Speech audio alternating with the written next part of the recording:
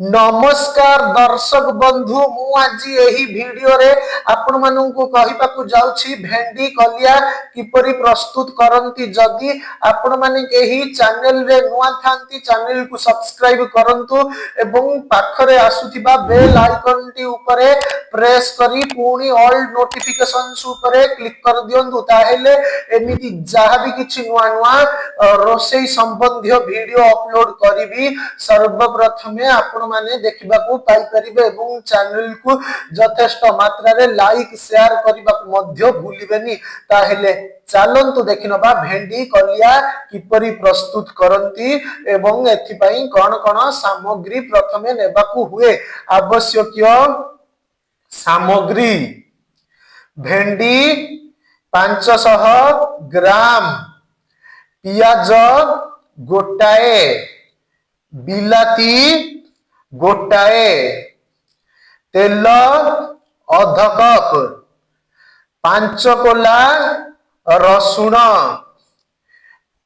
खंडे अदा, जीरा 1 चामच, आवश्यक अनुसारे लूण और हलदी।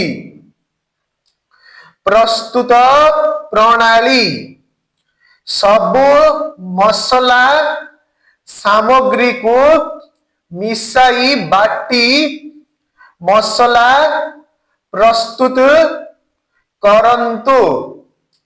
एहा परे भेंडी को काटी रखंतु। बिलाती को छोट छोट करी काटंतु। कड़ाई रे तेल गरम करी भेंडी को अल्प समय भाजंतु।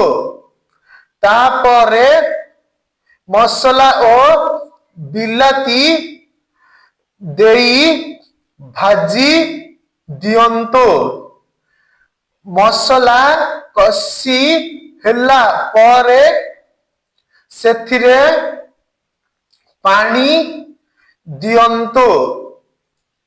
किछि समय फुटिला परे तरकारी अल्प झोल रखी काढ़ी आणंतु।